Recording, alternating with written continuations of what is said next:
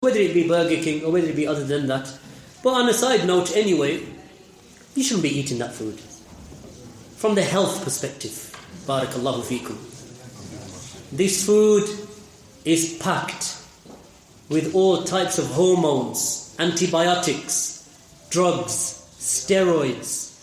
It is fed upon pellets and feed that, they're locked off in barns. They never see sunlight out of their chickens.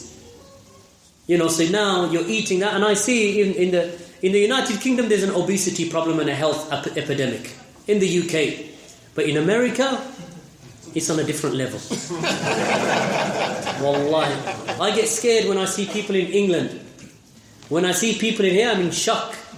Because anything that you buy off the shelf, because we try to our best ability to eat as healthy as we can.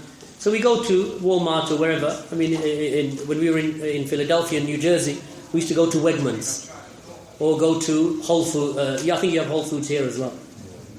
And you go there and generally speaking, they do put an effort in to putting in good food into their stores. But when you go and you buy this juice, and they say it is pure juice, and you look at the first ingredient, water, second ingredient, sugar. Or they'll say water and then high fructose, glucose, the corn syrup. Which is just basically a sugar replacement because it's cheaper than putting in plain sugar. And this is why in the United States of America you have a diabetes epidemic. Children at the age of 9, 10 and 11 with type 2 diabetes. By the age of when they enter their teens, type 1. Children taking insulin into their injections into their stomachs because they have diabetes issues. And if you have diabetes, you have obesity and you have heart issues. And then by the age of 30 and 40, you see brothers and sisters that are overweight, have health issues. Cancer begins to creep in. Kidneys begin to fail. Liver's not functioning properly. Why? Because we're not watching our diet. As the Prophet ﷺ, he said, نِعْمَتَانِ مَغْبُونٌ فِيهِمَا كَثِيرًا مِنَ النَّاسِ. That there are two blessings that many of the people, that they lose. الصحة والفراغ. Good health and faragh, and free time. Ibn Qayyim rahimahullah ta'ala said in Tibb al-Nabawi that good health is the greatest blessing that Allah subhanahu wa ta'ala has bestowed upon the person. Imam al-Dhahabi said that it is the greatest blessing after Islam, good health. And how many people they lose it? Because we're not paying attention to what we're eating and the quantity of what we're eating and the ingredients of what we're eating. And this is why you're finding that we are living in an era now where the youth are developing cancers that your forefathers never had. All types of cancers. And then they give you the solution. So the multinationals, the big multinationals that produce all of this type of processed food, that it takes you about 2 minutes just to read the ingredients on the back of it. And you know that your mother or your grandparents never made that type of food. It was simple food. 3, 4 ingredients, khalas, that's the food. And if there was anything else, it was just seasoning. Salt, pepper, bas. Now you read those ingredients, literally it will take you half a minute or a minute and a half just to finish reading the ingredients. Alright, because it's processed food, made by the multinationals. Then you get cancer, then another group of multinationals make the drugs to temper that problem. Because they're symptomatic drugs. They just control the symptoms. They don't actually give you the cure. They don't give you the cure. They just say, what, you got high sugar? No problem. Let me just give you something to balance out that sugar. So you inject yourself, balance out the sugar, and you're still on the Coca-Cola and the Pepsi and, whatever else that you drink, and these, iced teas and these sweet teas, and, and then they convince you it's healthy because they've put some vitamin D into it or something. But it's bad. This type of food. And the thing is, people think that this has no connection to Islam. And inshallah, if, when we get to New Jersey, I was thinking that maybe during the conference, that's going to be my topic, inshallah. Health and well-being in light of the Quran and the Sunnah. Because it's something that many of the Salafis, we don't focus upon. And we don't give it the attention that it deserves. So even though this food, we don't say it is haram, But really you shouldn't be, oh, mashallah, the brother said it's all halal now, khalas, let's go to KFC and drown in some monosodium glutamate and get some excitotoxins up in the brain. This is why when you eat some of this food, wallahi, your belly's full and you can't move. But you still want to chew on another chicken. Why? Because the coating is monosodium glutamate, it's MSG, or one of its derivatives. As soon as you bite into it, the effect is not upon your stomach, the effect is in the brain. The brain's telling you I want more of it. Your belly's full and you can't move, and it's just in front of you. And you still want to have more. Because these people didn't make millions and billions of dollars. Except they know what will get the taste buds going. So when the taste comes on the tongue, the message is from the brain. Excitotoxins. You find, and then people say, well, okay, what I'm going to do is I'm going to give up sugar. That's my first step. So what I'm going to do is I'm going to take not natural sweeteners, fake sweeteners, sucralose, aspartame, aspartame, as you call it here, or aspartame. And they introduce them.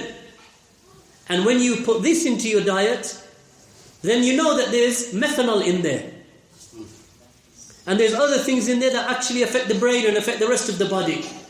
But really the solution is what?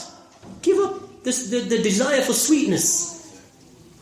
Give up the desire for that white food, white flour, white rice, white pasta, even whole wheat. Actually, to be honest with you, is not good for you. Give up wheat. Minimize it in your diet. As a general nasiha, durum wheat in pastas, give it up. Eat whole foods, wholesome foods. Get a jacket potato, it's better than wheat. Put it in the oven. Don't drizzle it with oil. And if you are going to use oil, use organic coconut oil. Because it doesn't become corrupted at high temperatures. Because when you heat all other types of oil, including olive oil, it reaches a level where it's only a few molecules away from PVC. From polythene in essence, or nylon. It's only a few molecules away because you heat it and you destroy what's happening inside. You change the molecular structure of oils as you heat them up. But coconut oil actually is good at high temperatures. Organic coconut oils. And when you heat it, actually you don't taste the coconut in there, because then you think, how am I going to eat something with coconut in there? Give up your fries. If you can't give up fries, get one of these new type fryers. What's it called? The Acti fryer. Tefal? You heard of it? It's a Dutch company. I don't know if America does it. You got it, Tefal Acti fryer. What's the other one called? There's another company now. Anyway, Tefal make it. It takes a teaspoon. You just put in a teaspoon or half a tablespoon or even a tablespoon of coconut oil, organic coconut oil, into some sweet potatoes or into carrots that you slice, or even potatoes, and they come out like fries. With a tablespoon of oil. If you're a fries fiend. Fries is your thing, I can't give it up. You can't drive past a McDonald's except that your mouth is salivating for the fries. Right? Then you need to get an active fryer. It will take 1.5 kilos of potatoes sliced into fries. Don't buy the frozen stuff, because that's already coated in vegetable oils and canola oils and this oil and that oil. Get your potatoes.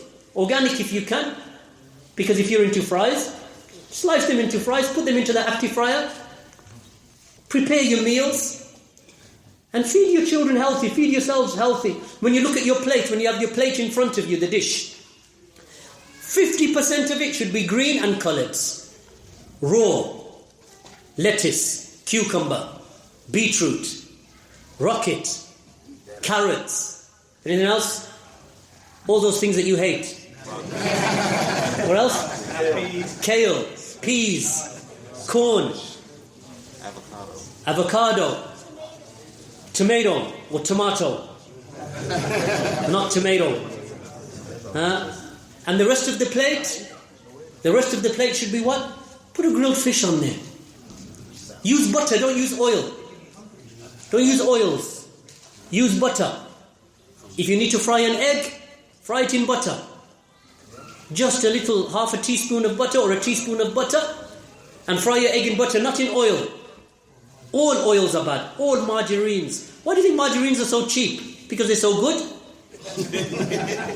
They're cheap because they're processed, simple. They're the dregs of what is thrown out by everybody else, and they turn it into an oil, they solidify it, and they put it on the counter. Butter, organic, 100% butter, salted or unsalted, doesn't matter.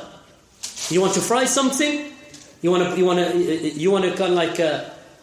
baste some broccoli, 30 seconds into some butter, or even steam it lightly and put a turn of butter in there, a teaspoon of butter in there. So the rest of the dish, a grilled fish or a grilled portion of chicken. You get yourselves onto that type of diet.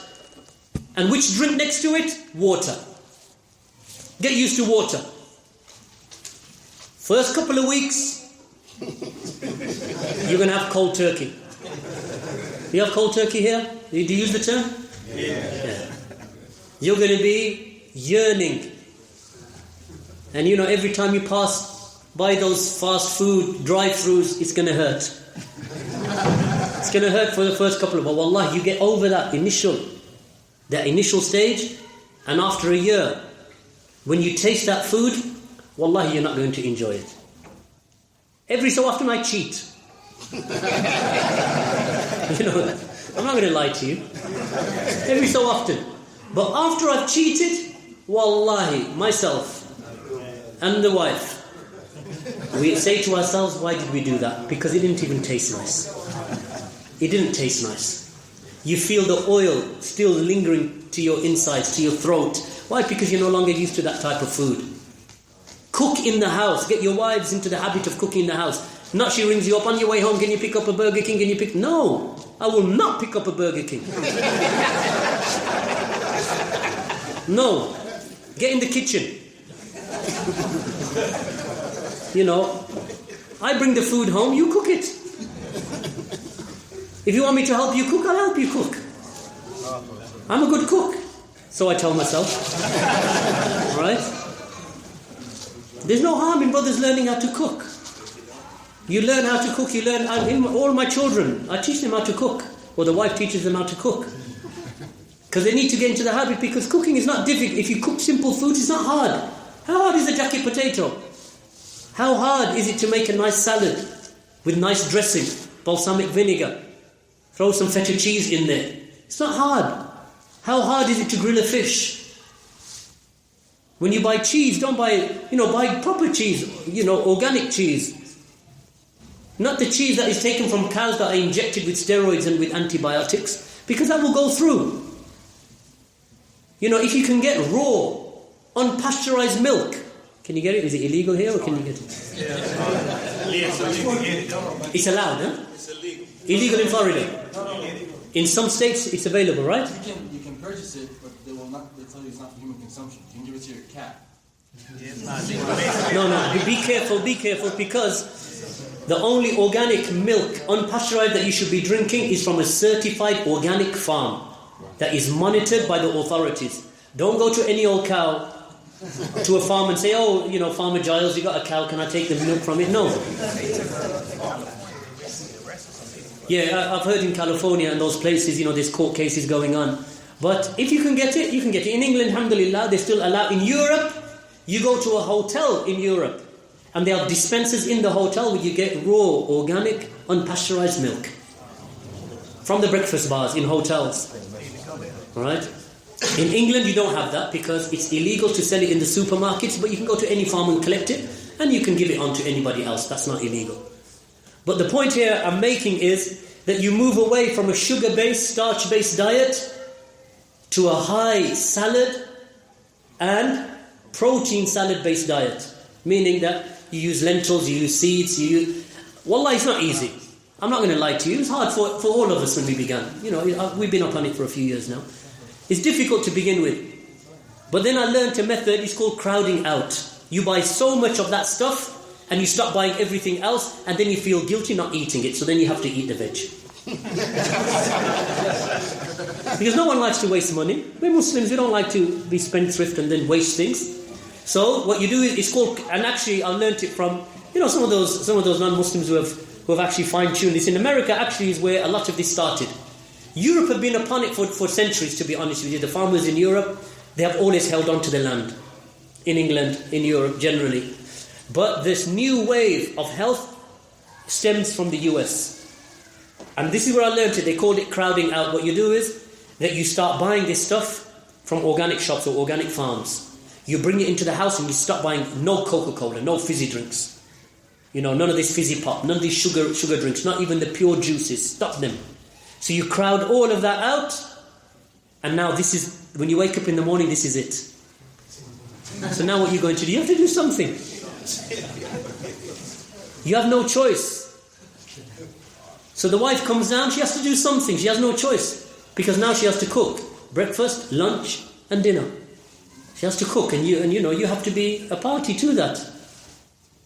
If you get into that habit, my brothers and sisters, wallahi, you'll notice the improvement in your health within weeks. Even in your mental health. You have brain fog. You fall asleep at work after lunch. Hard to keep your eyes open, so you have to go and buy a donut and a coffee. Right? And then you feel sick afterwards. Then you go home and you feel like slouching on the couch. This is the reason why. So alongside our ibadah, and it will make your ibadah sharper. You'll have nashat in your ibadah, and you're learning and you're studying also. So there's much that can be said about the topic, but inshallah I think we should conclude now.